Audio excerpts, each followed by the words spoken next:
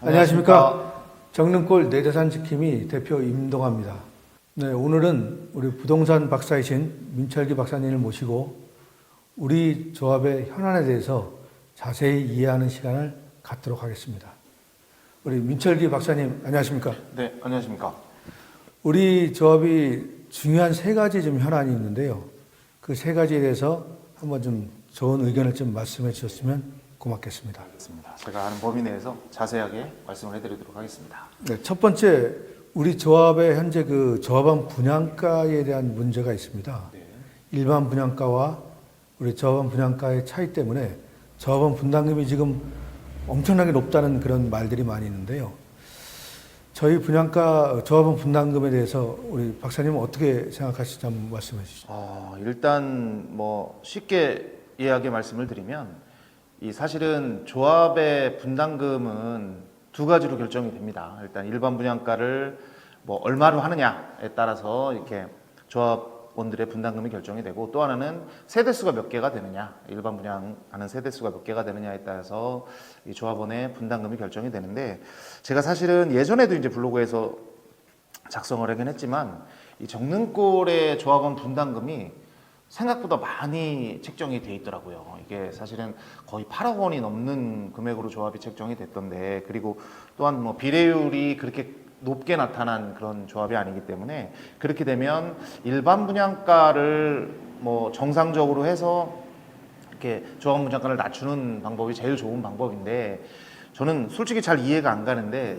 왜 분양가 상한제가 작년에 폐지됐는데 그 폐지되고 나서 분양가를 다시 책정을 해가지고 할 수도 있었는데, 이상하게 분양가 상한제가 적용이 되는 사업지가 됐더라고요. 그래서 솔직히 좀 이해가 안 가요. 그래서 일반적으로 제가 책정하기에 이 타운하우스 그리고 랜드마크고 뭐 이런 여러 가지 입주 조건을 봤을 때는 적어도 한 12억에서 13억 정도의 일반 분양가는 책정이 돼도 사실은 분양하는데 별로 어려움이 없을 것 같은데, 지금 10억이 조금 넘는 금액으로 일반 분양가가 책정이 됐단 말이죠. 그래서 사실은 이거는 조금 비정상적이지 않은가 싶은 생각을 계속 갖고 있었고, 그래서 만약에 일반 분양가를 다시 현실화시켜서 정상적으로 12억, 13억이 된다면 지금 현재 있는 조합의 어떤 분양가 8억 얼마가 거의 최소한 1억 5천에서 2억 정도는 내려가는 효과가 있지 않을까라는 생각을 해서 일반 분양가는 조금 조정을 할 필요가 있다라고 저는 그렇게 생각을 합니다.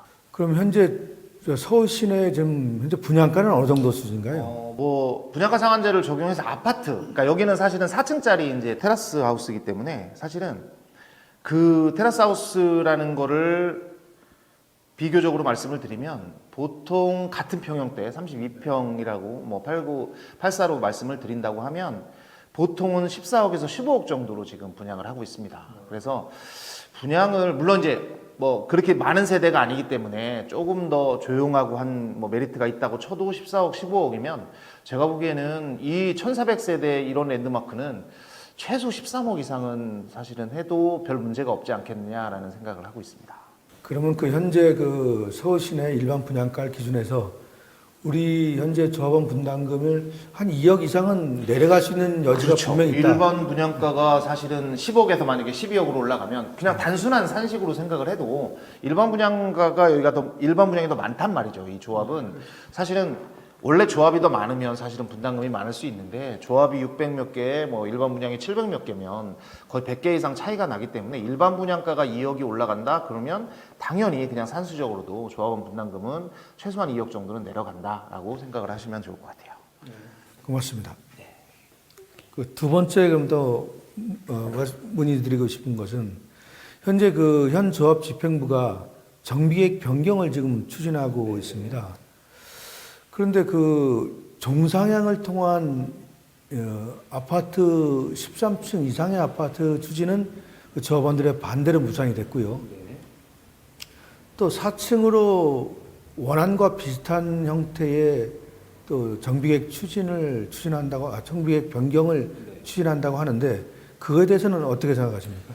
일반 분양가도 사실은 좀 이해가 안 가긴 했지만 저는 이 부분이 제일 이해가 안 갔어요. 제가 이 재개발 현장을 되게 많이 봐왔는데 사실은 이 지금 말씀하시는 정비개혁 변경이나 이런 것들은 사업 시행이 나기 전에 그때부터 계속 변경을 하거나 뭐 그런 작업을 해가지고 좀 더 세대를 늘리거나 아니면 뭐 분양가를 낮추거나 하는 그런 걸로 해서 적용이 되는데, 지금 이 정릉공 재개발은 사실은 거의 관리처분 인가가 지금 이주하고 철거하는 단계인데, 그러면 재개발에서는 거의 90% 이상 온 거거든요. 사실 제가 뭐 투자자분들한테도 언제 들어가는 게 좋냐 그러면 사실은 제일 안전한 거는 관리처분이 끝나면 더 이상 변경이 없기 때문에 그때는 뭐 돈을 그 프리미엄을 많이 주셔도 들어가도 좋다라고 말씀을 드리는데, 지금 정릉골은 거의 마지막 단계까지 왔는데 다시 정비계획을 변경한다. 이거는 뭐 경미한 변경이야. 사실은 그냥 신고만 해도 되기 때문에 별 문제가 없는데, 이 정도 세대수가 변경이 된다거나 어떤 뭐 종상향 얘기가 나온다거나 뭐 이런 거에 대한 변경들은 사실은 중대한 변경이기 때문에, 그러면 심의를 다시 받아야 되고 관리처분도 다시 진행을 해야 되기 때문에 최소한 뭐 암만 빨리 진행을 한다고 해도 최소한 2년에서 3년 정도는 다시 뒤로 돌아가는 상황이 되기 때문에, 2주까지 되고 지금 뭐 보상까지 이루어진 단계에서 이 변경을 한다는 거는 사실은 아무 의미 없는 변경입니다. 물론 정말 많은 뭐 일반 분양가를 높일 수 있다던가, 정말 세대가 뭐 1000세대, 2000세대 들어가서 정말 많은 뭐 이익을 생긴다고 하면 뭐 할 수 있는 상황이지만, 전혀 그런 상황이 제가 보기엔 변경안을 봤을 때는 전혀 그런 부분이 아닌데, 그걸 무리하게 변경을 해서 사업 기간을 2, 3년 늦추면 모든 비용이 다 늘어나는 상황이기 때문에 굳이 전혀 하지 말아야 될 정비계획 변경을 한다고 저는 생각이 듭니다.